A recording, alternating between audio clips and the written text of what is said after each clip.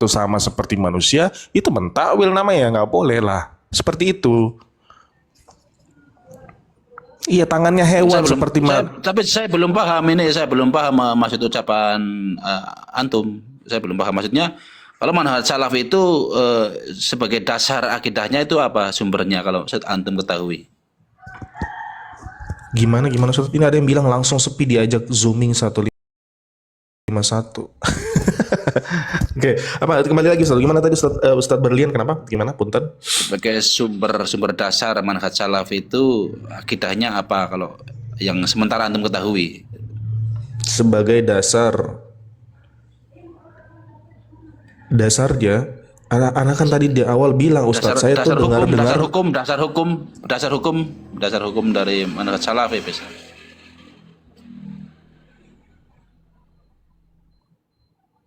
ya dasar hukum Al-Quran dan Sunnah lah Ustadz, apalagi Nah, itu.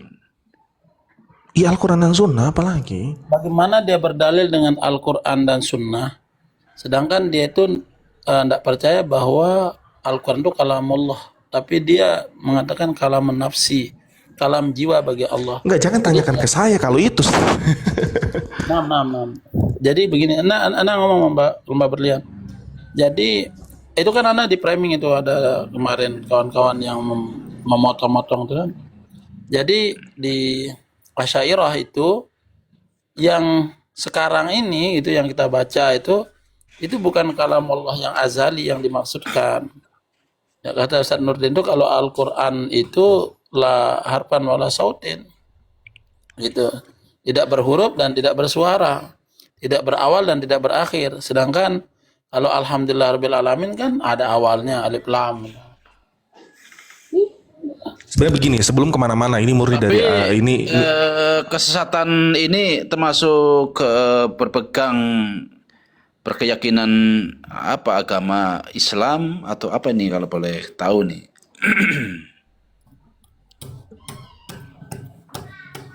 jadi begini Ustadz, sebelum kemana-mana kan, yang tadi Anda bilang Kalau bahwa keyakinan antum itu, keyakinan agama antum itu apa? ini mohon izin nanya ke siapa nih, Karena Ustadz Sultan Mataram atau Ana? Karena pengetahuannya luas nih antum, nih pengetahuan luas kesana kemari. Nah ini kan kita kadang belum.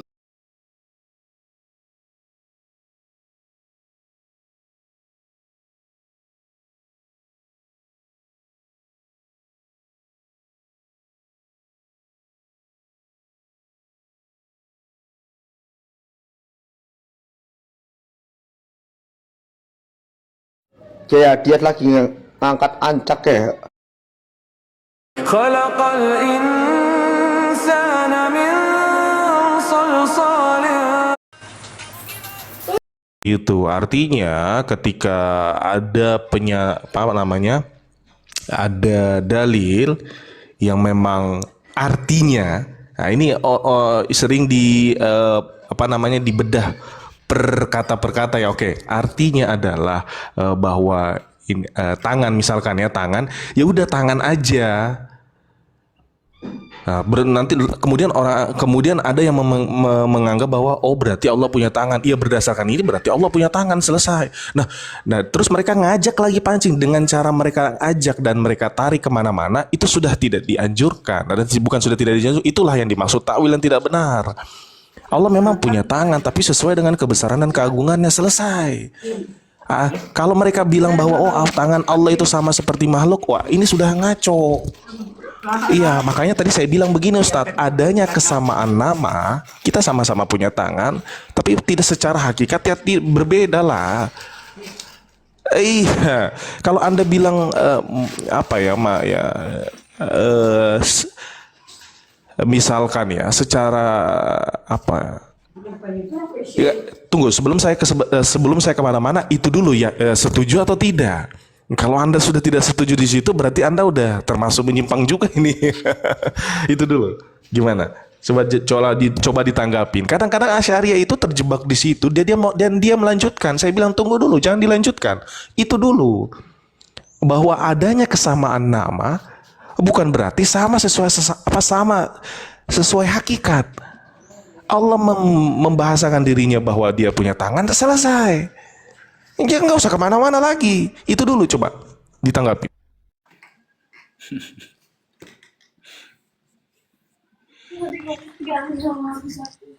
Nah, aku juga kemarin-kemarin dan Kalau dari mereka yang bisa baca kitab ya, jadi dari Aswaja yang bisa baca kitab itu dia mengatakan bahwa tidak boleh diterjemahkan ke dalam bahasa apapun. Ya.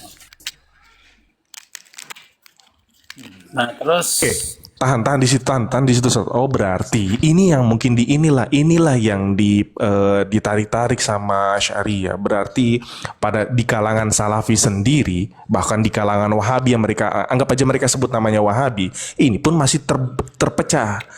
Ada Wahabi ya sebagaimana yang tadi Ana sampaikan, entah boleh dinamakan Wahabi, dalam hal ini adalah Zulkarnain. Beliau menyampaikan seperti itu. Allah punya tangan, selesai, tangan aja. Apalagi tidak usah kemana-mana. Nah, sementara tadi Ustadz Mataram bilang, sebagian yang bisa kebaca kitab, berarti seakan-akan Anda mengatakan bahwa Zulkarnain nggak bisa baca kitab itu. Itu dulu, oke. Nah, kembali lagi bisa baca kitab bahwa Allah yat ini atau apapun itu bahasanya dalam Al-Quran bukan tangan. Nah, ini udah menyimpang juga ini. Karena kenapa? Ustadz Zulkarnain menggunakan dalil apa? Bilisanin arabin mubin. Selesai. Begitu. kenapa tidak selesai? Karena tadi kan saya beritahukan dari awal bahwa mengambil zahir nusus Al-Quran itu adalah cabang kekufuran.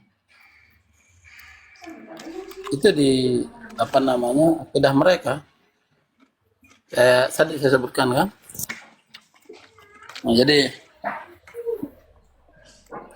disebutkan oleh Fakhruddin Ar-Razi ya. Jadi bagaimana begini.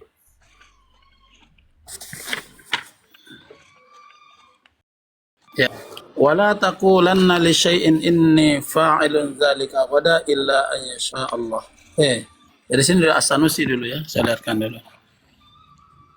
As-Sanusi. Ini kan rujukan kawan Aswaja ya. Saya As-Sanusi yang wafat tahun 885 Hijriah mengatakan bahwa sumber kekufuran itu ada 6. Setelah ia menyebutkan 5 poin, dia berkata, yang keenam adalah berpegang teguh kepada lahiriah Al-Quran dan Al-Sunnah dalam dasar-dasar akidah tanpa membandingkannya dengan dalil-dalil akal dan kepastian syar'i. Kemudian datanglah As-Sakhawi As-Sawi yang wafat tahun 1241 Hijriah, seorang yang fanatik dengan mazhab Maliki, akidah Asy'ari dan thariqahnya adalah Khalwatiyah. Dia mengatakan dalam hasyiahnya atas Tafsirul Jalalain ya pada surah Al-Kahfi ya. Ayat al-istisna wala taqulanna li syai'in inni fa'ilun dzalika ghada illa an yasha Allah. Dan janganlah sekali-kali kamu mengatakan tentang sesuatu sesungguhnya aku akan mengerjakan ini besok pagi kecuali dengan menyebut insya Allah. Bahwa mengambil lahiriahnya Al-Quran dan As-Sunnah al-kufr, pangkal kekufuran. Alasannya adalah sebagaimana yang dikemukakan oleh pendahulu mereka Ar-Razi yang wafat tahun 606 Hijriah dalam Asasut Taqdis. Kalau akal dan Al-Quran Sunnah keduanya kita percayai, maka berarti kita telah mempercayai dua hal yang saling bertentangan. Ini adalah mustahil. Kalau kita menolak semuanya, maka berarti kita telah mendustakan dua hal yang saling bertentangan. Hal ini juga mustahil.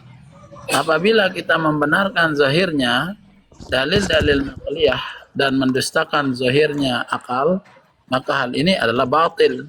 Karena zahirnya naqliyah tidak dapat diketahui kecuali dengan dalil-dalil aqliyah atau logika yang menetapkan wujud Allah. Jadi Afwan. sifat-sifatnya dan kenabian serta mukjizat-mukjizatnya. Iya, Nah, nam. kembali kepada misalnya istiwa yat itu Nam. kenapa mereka itu baik mengatakan kami ini tafwid makna, menyerahkan kalau menyerahkan maknanya, kami nggak tahu maknanya, yang tahu Allahu hanya Akbar. Allah, gitu kan? Begini, Ustaz. Nah, Saya izin potong. Kadang ya, murni dari saya bahwa Anda berbicara kemana-mana. Ini jazakallah, enggak, saya tidak menyinggung Anda. Ini jazakallah. Saya kasih gambaran bahwa metodenya tuh seperti ini. Sebagai orang awam pemahaman, sebagai saya ini adalah orang awam. Berbicara kepada orang-orang awam juga yang naik. Kalau kepanjangan seperti itu selesai, tamat kita, Ustaz. Maka enggak, tidak, maksud Anda begini. Makanya tadi Anda bilang sesimpel itu. Sesimpel bahwasannya dijelaskan bahwasannya ya Allah itu punya tangan. Iya, Allah punya tangan. Kenapa Anda mengatakan bahwa Allah punya tangan? Dalam Al-Qur'an berbunyi seperti ini. Dan memang artinya tangan. Oke. Stop. That's the point. Itu saja Ustadz, tidak usah kemana-mana. Jadi kalau berarti Allah punya tangan, tangannya Allah kemana ini. Baru hantam bahwa adanya kesamaan nama bukan berarti sama sesuai dengan hakikat. Makanya tadi dibilang bahwa ada yang mengatakan bahwa tangan itu fisiknya gimana. Tidak ada langkah. Allah tidak menjelaskan seperti apa tangannya tuh. Selesai sampai di situ. Itu aja dulu, Ustaz. Karena Anda tidak perlu bahas buka kitab lagi, membacakan terjemah. Percaya saya, 100%, bahkan 70%, bahkan cuma ngangong-ngangong aja. Padahal penjelasan saya yang sesimpel ini saja masih kemana-mana orang mentafsirnya. Apalagi Anda, wah itu tambah tidak didengar nanti, Ustaz. Strike to the point saja. Ini saja mereka masih kemana-mana. Apalagi kepanjangan seperti itu. Bagaimana pendapat Itu. antum tentang tauhid, ada uluhiyah, rububiyah, asma wa sifat? Kesehatan. Tapi tunggu dulu, di sini sepakat dulu nggak bahwa yang saya bilang ini seperti itu? Ya itu sih namanya Itu perkara yang paling Itu simpel namanya- saja, Ustadz. Perkara yang paling Iya. simpel. Enggak, itu namanya pandangan, ya namanya Mohon orang maaf, punya bukan pandangan yang simpel ya. Ini berbeda-beda. bukan simpel, masya Allah, tabarakallah, astagfirullah. Ini perkara yang luar biasa, memang terkesan simpel. Iya, itu Bahwa namanya pandangan, ya namanya pandangan itu saja orang. masih Itu- kemana-mana orang. Iya, itu namanya pandangan. Ya namanya pandangan seorang itu parameter tolak ukurnya itu berbeda-beda. Jadi tidak bisa memang memaksakan orang untuk berpikir sama seperti kita. Itu sih nggak bisa karena keilmuannya pun berbeda. Cara pandangannya pun Kalau antum berbeda. bilang seperti itu, kurang jelaskah saya bilang bahwasannya adanya kesamaan nama sesuai atau sama dengan samanya hakikat. Itu straight to the point, jelas itu kalimat, satu kalimat bukan satu kata. Masa masih tidak paham juga itu? Misalkan saya bilang bahwa kalau Anda pergi ke bengkel ini kaki-kakinya motor, ya itu sama kita sebutkan kaki motor, kaki. Tapi secara hakikat sama tidak? Tidak. Tolong coba tentang tauhid ada uluhiyah rububiyah gimana menurut antum? Tauhid uluhiyah rububiyah. Allahu Akbar. Apakah antum juga- itu selesai berarti ya. Nah, sekarang kita masuk ke situ. Kembali lagi, saya bermodal bahwa saya ini orang awam. Saya mendengar salah satu ustadz, bukan ini ya. Oke, saya sebutkan namanya Ustadz Firanda, mengatakan bahwa hal tersebut adalah metodologi agar mempermudah bahasa. Makanya ada yang namanya rububiyah, uluhiyah, asma wa sifat. Metodologi untuk memudahkan. Ini mohon maaf ini kok jadi saya jadi terkesan seperti kayak padahal kita sesama ini kok jadi mainnya menjadi main kayak keras-kerasan. Harusnya kalau bahasa seperti ini sama Asy'ariyah. Tidak. Salah juga kalau ada yang bilang kayak begitu. Pokoknya kalau secara akidah tidak ada yang halus-halusan, akhi. Itu poin saya. Berbicara akidah tidak ada yang harus-halusan. Anda mau berbicara fikih, oke. Berbicara akidah, tidak ada halus-halusan, straight to the point. Jadi gini, ini kan teman kawan-kawan kan enggak paham ya. Jadi saya itu memberitahukan ya, selama saya berdialog dengan teman-teman Aswaja gitu kan, yang mana mereka minta berdiskusi dan lain sebagainya. Saya katakan banyak yang nggak paham, apa yang mau didiskusikan nggak paham. Nah, kalau tadi saya nyebutkan asal usulnya, sama seperti misalnya kita mengatakan at-tauhid, ya dalam akidah Asy'ariyah sama nggak at-tauhidnya Asy'ariyah dengan kita kan beda. Nah, jadi beda. Jadi kalau at-tauhid, tauhid menurut kita begitu kan, at-tauhid menurut ahli sunnah terbagi menjadi 3 bagian, yaitu tauhid i'tiqadiyah atau rububiyah, tauhid amal ibadah dan uluhiyah, dan tauhid al-asma wa sifat itu kita kan. Nah, tapi kalau Asy'ariyah bukan. Asy'ariyah bukan.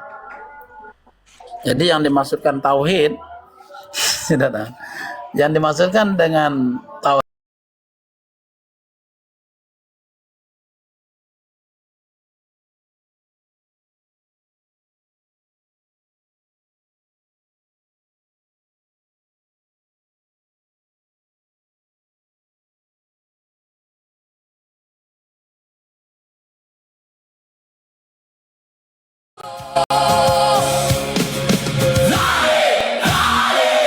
apa namaku Bang Jo gitu.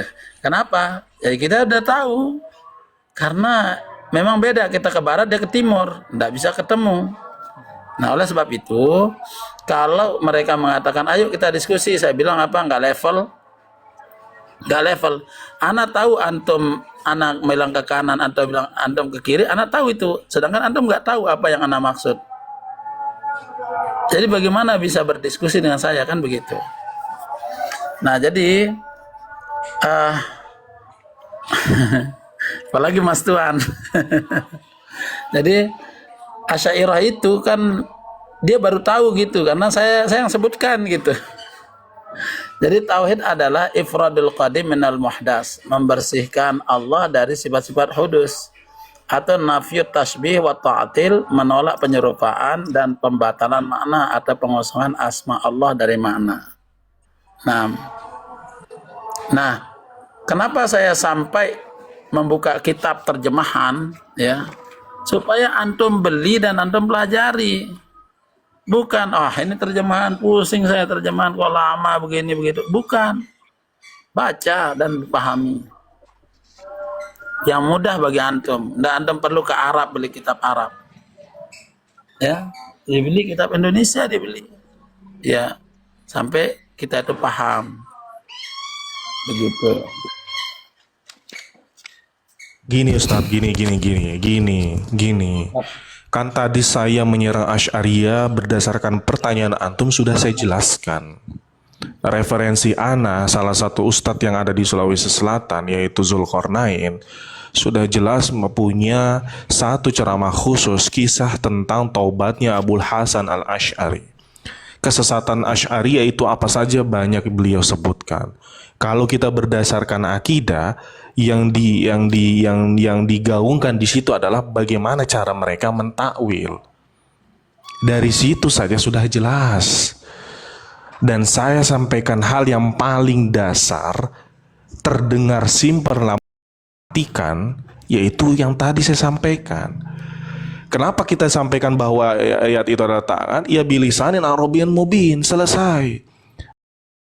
Samiul Basir. Kenapa Allah tidak mau disamakan dengan manusia? Itu sebagaimana dalilnya. Selesai. Tidak boleh disamakan sama apapun. Selesai. Begitu. Jadi tidak perlu kemana-mana, Ustadz. Begitu gitu. Kenapa Anda meyakini bahwa Asy'ariyah sesat? Itu dia mentakwil, selesai. Tangan Allah itu ada kanan. Ini. Ya. Lah. Allahu Akbar. Selesai itu, Ustaz, selesai. Tidak usah kemana-mana. Dari situ saja dia sudah sesak napasnya. Tidak usah kemana-mana. Maka lebih go, lebih anj, lebih tol. Ada yang bilang bahwa boleh sodomi, boleh ini. Kan itu aku tuh tidak pernah baku dapat sama dia. Baru naik langsung di Jordan saya. Karena saya vokal banget di situ. Saya bilang, kalau maulidmu itu dilarang, jangan kau itu toplak. Kira-kira menurut antum ilmu apa yang menurut antum paling canggih untuk membantah mereka, logika mereka? Membantah logika mereka. Nah, berbicara logika, saya kan tadi kembali bilang, saya ini awam, Ustaz. Main logika susah kalau main logika. Bang kesesatan bilang awam terus, Anda cerdas. Antum cerdas, Bang kesesatan. Awam, Ustaz. Saya tidak lebih pintar daripada Anda semua. Tapi kenapa kalau tidak pintar Anda ngomong terus, Bah? Karena saya punya keyakinan itu. Menurut keyakinan saya, that's the point. Menurut keyakinan saya adalah adanya kesamaan nama, ini catat. Bukan berarti sama sesuai dengan sama seperti hakikat. Anjing punya kaki, kucing punya kaki, motor punya kaki, apalagi kaki-kaki meja punya kaki. Maukah Anda disamakan kakinya sama kaki hal yang saya sebut? Straight to the point. Kalau Allah tidak usah kemana-mana. Atau Allah di langit itu gimana itu? Enggak, kebetulan ini saya jawab ya Ustadz ya. Kebetulan saya tidak masuk ke dalam itu. Maksudnya saya tidak mendalami itu. Tapi sebenarnya dengan jawaban saya seperti itu, Anda sudah paham sebenarnya bahwa permasalahan itu saja sudah jelas. Ngapain bahas masalah yang lebih luar biasa? Buat orang awam itu tambah ngangong-ngangong lagi, itu dulu gitu loh. Selesai di situ dulu gitu. Boleh tanya nggak? Iya, tanya silakan Ustaz. Sekali, simple. Iya, boleh tanya silakan. Tapi bukan berarti saya harus jawab ya Ustaz ya, karena kan tadi saya bilang, kadang-kadang tuh ada yang tipenya yang mal mas'ulu anha bi'a'lama minasya'il. Asik. Kalau saya dengar pembicaraan antum itu sebenarnya bukan orang awam jadi. Lanjut Ustaz, tadi bertanya atau membuat pernyataan? Masya Allah, tabarakallah. Dengan pemikiran antum itu lebih simpel, lebih banyak dipahami oleh orang awam gitu. Jadi orang awam ketemu orang awam, simpel. Ya, itu kan masih pernyataan. Apa pertanyaannya Ustaz? Punten. Sudah nggak ada ditanyakan. Saya sudah sejalan searah dengan pemikiran antum ini. Jadi seperti itu. Wallahu a'lam bishawab. Saya juga manusia biasa. Tidak usah bahas. Oh, tunggu. Sorry. Saya salah kalau bilang tidak usah bahas. Boleh bahas itu, tapi dia ya ke akarnya dulu gitu loh. Yang paling mudah dulu, nggak usah. Oh, arsy ini tambah kemana-mana. Mereka tambah belepotan nanti ngomongnya di situ. Tambah belepotan ngomongnya. Jadi mungkin seperti ini. Kadang saya sering mengatakan ya, kalau bisa teman-teman tidak harus mengiringi pertanyaan mereka yang kesana kemari. Mereka tetap akan menanyakan tentang mempermasalahkan tauhid dibagi menjadi 3, selalu menanyakan dalilnya. Jadi kalau bisa kita membatasi mengikuti pertanyaan mereka, gitu maksudnya, bukan? Iya, tidak semua pertanyaan itu wajib dijawab. Ya, cuman bolak-balik saja. Itu saja. Satu kata saja itu sudah menjelaskan semuanya. Satu kata, kalimat. Satu kalimat sudah menjelaskan semuanya. Adanya kesamaan nama bukan berarti sama sesuai dengan hakikat. Tidak berarti sama sesuai hakikat. That's the point. Tidak usah kemana-mana.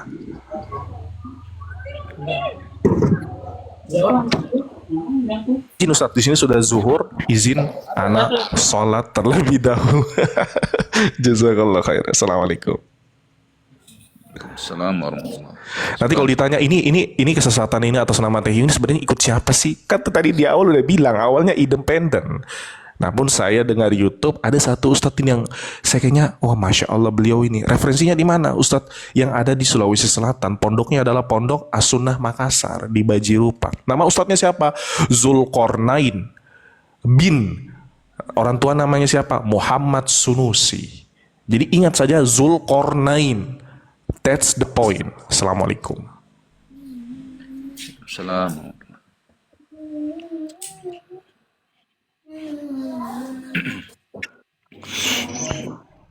Assalamualaikum warahmatullahi. Kenapa? Apa poinnya, Bang Lembah Berlian? Karena tadi ada kerjaan dikit. Maksudnya apa? Bang apa tadi? Bang Teh Yung tuh. Ya, poinnya mungkin kalau secara pemahaman orang awam ya intinya mungkin kita tidak perlu menjelaskan ke sana kemari panjang lebar. Ya namanya juga tarbiyah, penjelasan ya sebenarnya ya perlu. Maksudnya Panjang lebar, apa? detail. Dari dia apa? Dari dia itu apa? Apa yang dia ngomong? Ya intinya seperti misalnya gini, kesamaan nama tidak harus kalimat apa? Persamaan nama itu ininya nggak sama. Misalnya tangannya apa kakinya ayam aja nggak beda dengan kaki anjing, tapi Yang dia kaitkan dengan Ustaz Zulkarnain itu apa?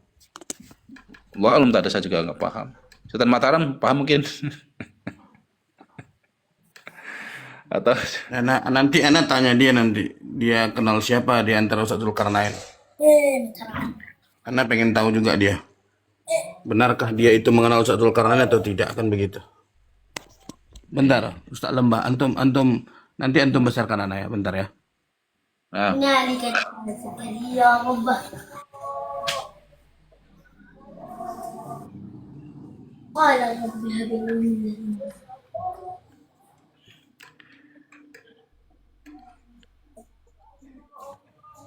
Ustadz Al Amin nggak ada suara. Ada suara, ada suara. Al Amin.